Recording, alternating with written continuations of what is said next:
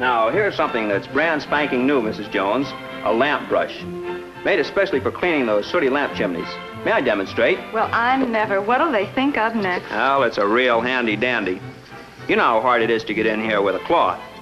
But with this brush, nothing to it.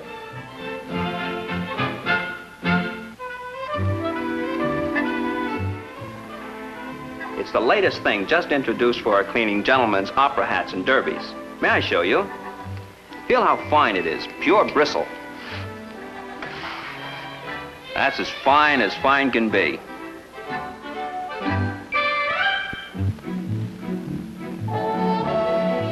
I'd like to show you a brush that's made for just what you're going to do next. What's that? The wheels, to get in between the spokes. Let me show you. Okay. Hey, that's an idea. Lots of tight places on these new model cars.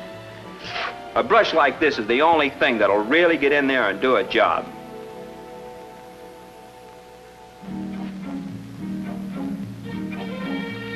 Venetian blinds are nice, but they are difficult to clean sometimes without this. Well, that certainly is a new one. Yes, it's our Venetian blind brush, and it fits right on your vacuum cleaner. May I show you? All right. It's washable, too. And it cleans both sides of the slat at once, and it makes the whole job a lot easier. Won't you sit down? Thank you. Did you see anything in the catalog that you want to order? Yes, I want one of these little comb cleaners. All right. Oh, yes, and let me have one of your ironing board covers. I need that. Okay. I guess that's all for now. All right. There's a brush with no handle. Now, that's one of our palm brushes. You hold it like this, and you scrub. And it really gets the soap in there. Oh, look, lavender. Could I smell it? Sure. There. Anything else today, Miss Jones? I'm Betty, and I like everything. You know, a little boy over on Elm Street asked me one day if I was one of Santa Claus's helpers. Did he? And he acted as though he didn't quite believe me when I told him I was Sam Becker, the Fuller Brush Man. Sam Becker, American legend. But of course it isn't just Sam. It's thousands of men like him all over America who have built the legend and made Fuller Brush a household name. 300,000 times each day across the land he pays a call. You've met him, everybody has, and you'll see him again. A pleasant sort of man with a sample case full of useful products. Chances are you'll recognize him, a familiar face in the community, a businessman whose company name is more than half a century old. It takes about that long to make a legend, to gain the sort of confidence and respect, and yes, even the affection that he has earned. Perhaps you saw Red Skelton in that wonderfully comic movie of his.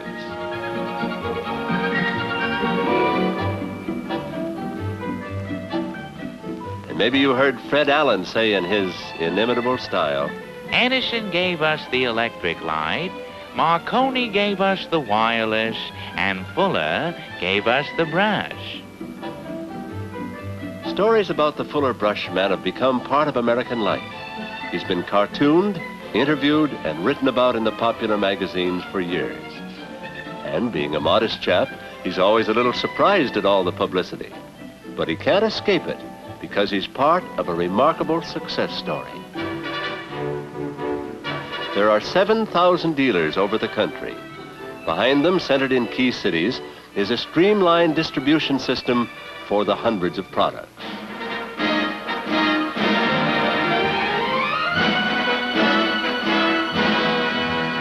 Backing them up is a manufacturing plant in Albany, New York.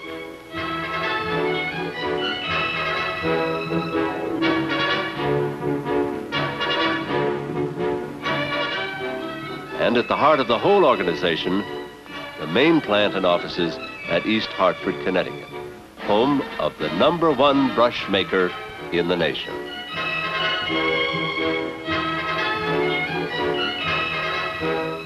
Anybody can make a brush of sorts. All you need is a length of wire, some fibers, and a handle. But if you want to make millions of fine brushes, that's something else. The basic principle, bristles twisted in wire, is the same today as for the first Fuller brush made more than 50 years ago. Once the wire and bristles are joined, it can be shaped in any one of a dozen ways to make a clothes brush, upholstery brush, hand brush, bathtub brush, or other types. Take the handy vegetable brush, for example. Here at Fuller, they're made at the rate of 15 million a year, all to be given away free by the dealers.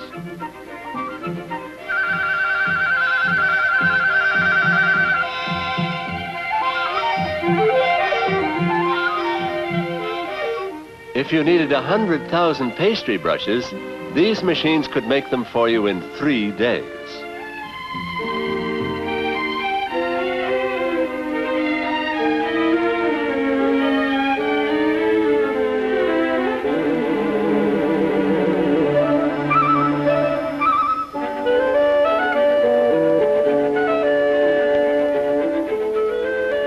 Here's another method, the Fuller grip process, whereby the bristles are clamped into a continuous steel strip. This strip can then be cut into any length and formed into any shape. For a stair brush, window brush, wall brush, shelf brush, or anything else. Brushes used in industry are generally made to order in special shapes and sizes for special needs. If you like them big, try one of these. The brooms come off this assembly line at the rate of something like 1 million a year. The fiber here is Bahia from South America.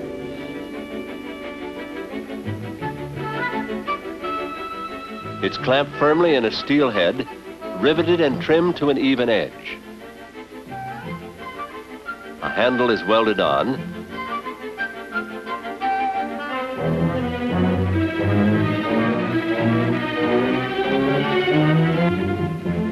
and then dressed in a coat of bright red paint, it's ready for a long and useful life.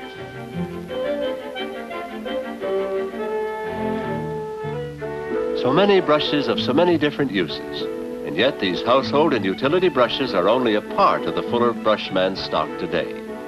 But these and others like them were the first products, the backbone of the early business, which has now become one of the phenomenal success stories of our time. The story has 2 basic elements, the quality of the products and the character of the men who sell them. These men are something pretty special. Yes?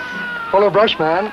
Oh, I can't talk to you today. Gee, everything's in such a mess. Oh, that's all right, ma'am. I'll stop by again. Yes, all right. Thank you. That is part of the success story. He made no sale, but he showed the kind of man he is. He was brief, he was polite, he was understanding, and with her permission, he'll call again. Some might call this low-pressure selling.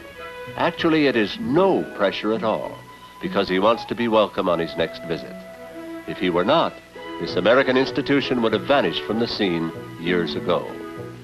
There really is no average Fuller dealer, but if there were, Ray Gordon here would just about fill the bill. Married, 2 children, buying his own home, member of the PTA and his local businessman's club, a longtime resident of the community, Ray has been a successful Fuller dealer for 6 years, and his wife knows the reasons why. He likes people. All the Fuller dealers do.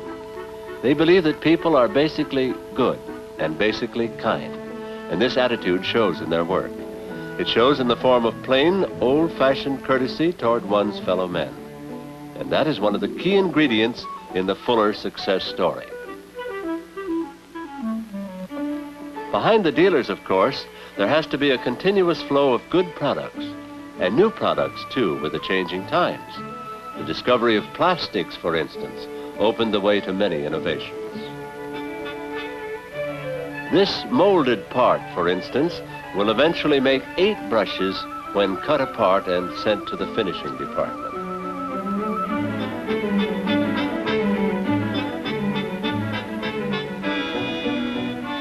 The making of brushes in the early days was purely a hand operation, and a good many hands are still needed today. Only this individual care can guarantee a product that meets the Fuller standards.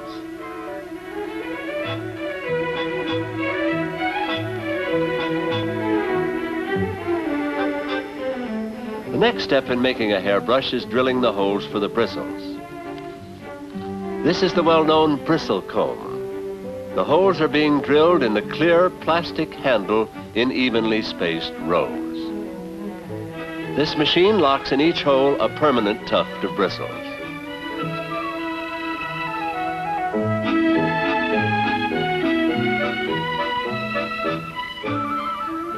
These nylon bristles come in different textures. For a baby's hairbrush, very soft. For a man's handbrush, very stiff. Then the brushes get a trimming on this machine for final forming. And here is the packaging line where the hand is almost quicker than the eye.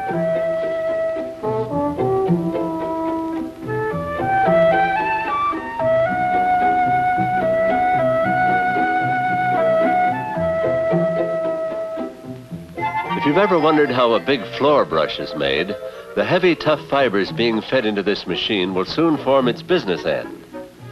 This drill goes over the brush head like a tireless woodpecker, and then it's ready for tufting.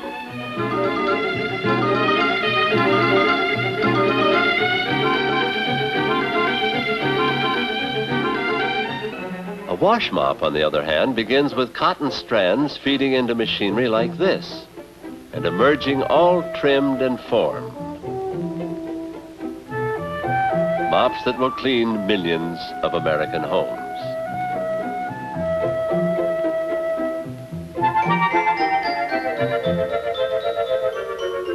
Mop handles are made from a flat steel strip, which is rolled by this machine into tubular form.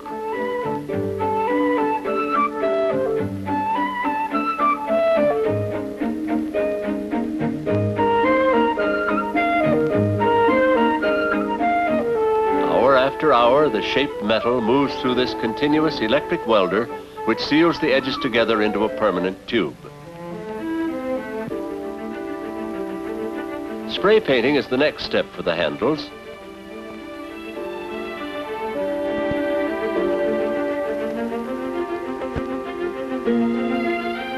Then, hanging in rows from conveyor chains, they move slowly through this huge oven, which bakes on a permanent finish. In the old days, a broom, a mop, and a feather duster were about all the home cleaning aids you'd find. Now we buy the tool to fit the job. Times change, and the company has changed with them, designing new products to meet new demands, which go out to the four corners of the country through a modern distribution system.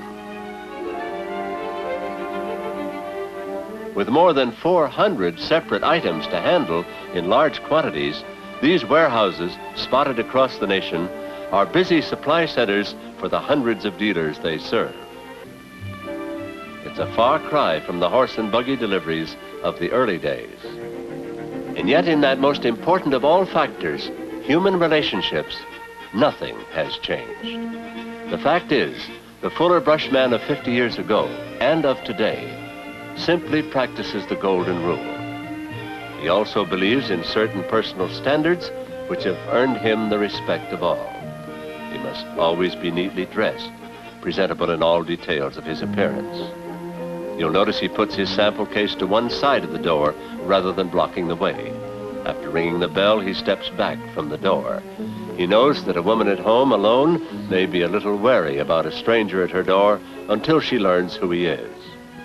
Sometimes a child will answer the doorbell and invite the dealer to come right in. Well, that's the friendly thing to do, but the dealer will wait for an adult to come to the door. He makes it a point to never put his sample case on a table or any other piece of furniture unless invited to do so. And he will not be seated during his visit unless asked to. He knows that the modern housewife is not only a busy woman whose time is valuable, but a discriminating buyer. She's always interested in new and better ways of doing things and new and better products.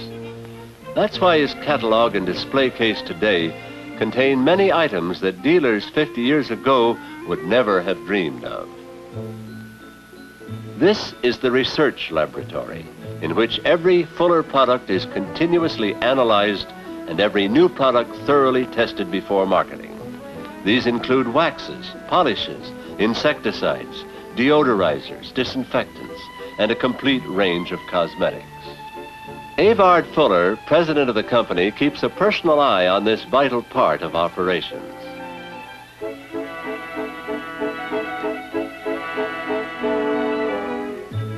Although the Fuller polishes, waxes, and cleaning agents go to industrial users in large quantities, 90% of Fuller's business is in products for personal or home needs, just as it has always been. The cosmetic blending department is a bright and aromatic place to visit. Thousands of gallons of fragrant materials destined to become lotions, hairsprays, shampoos, colognes, and perfumes are mixed to formula in these huge stainless steel vats.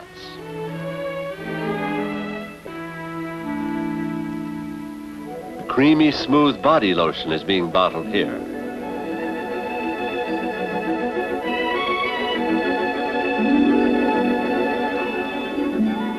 After filling, each bottle moves down in orderly procession to final packaging.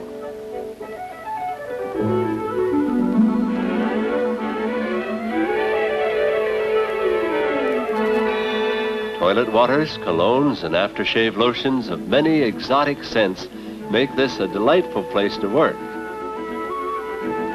The machinery does most of it, but not all. For some tasks, they haven't yet found a substitute for skillful fingers.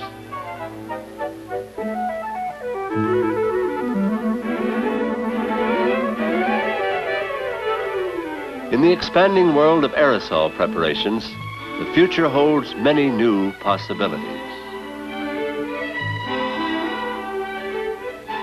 Cans for aerosol sprays are scrambled here.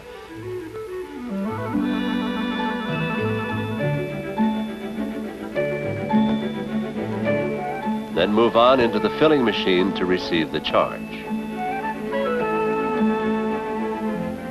The filled and pressurized cans pass through this moat to be inspected for telltale leakage.